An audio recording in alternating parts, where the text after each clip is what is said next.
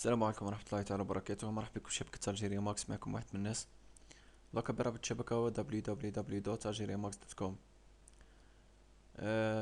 بسم الله الرحمن الرحيم. اليوم درسنا درس آخر من سلسلة كيف أفعل ذلك.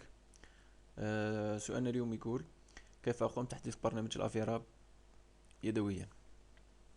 نبدأ على بركة الله. أول شيء نروحوا لمحرك البحث جوجل ونكتبوا أفيرا VDF. هذه هي تجينا هنا ميزاجور VDF افيرا.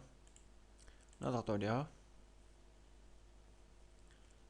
راح يجينا افيرا فوز بندر جينيريتور. خلنا منها هنا نلقاو تيليشارجي افيرا فوز بندر جينيريتور. يعطينا نسختين: نسخة للويندوز ونسخة لليونكس. نختار الويندوز ونحملوه.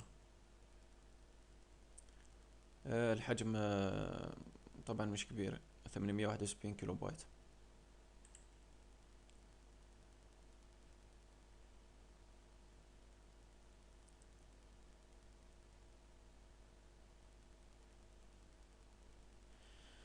باش يسرح.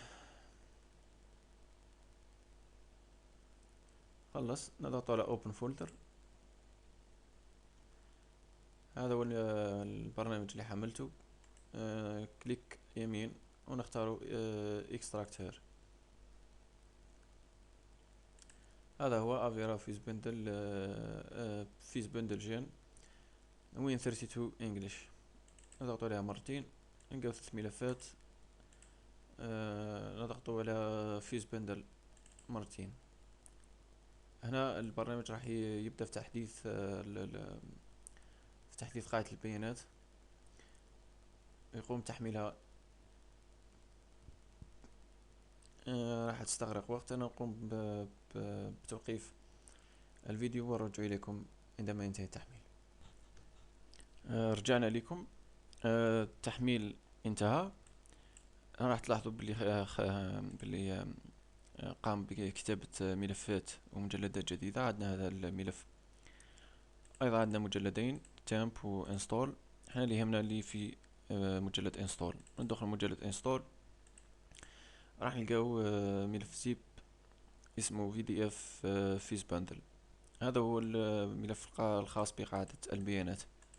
تقوم أنت يعني نسخ هذا الملف ووضعه مثلا في فلاش ديسك وأخذه لجهاز الكمبيوتر الذي يعني لا يحتوي على اتصال بالإنترنت. ثم تدخل على برنامج الأفيرا، ثم نأتي إلى أبديت.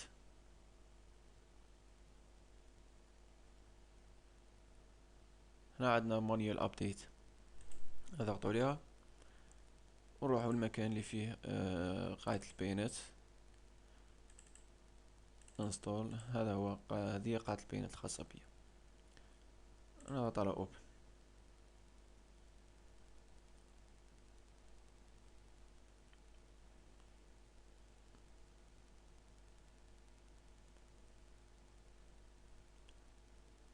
آه 54 فايل have been successfully updated. انتهى التحديث. نضغط كلوز ونسكر هنا. انتهى الشرح تاعنا. ان شاء الله كان الشرح تاعنا سهل وواضح.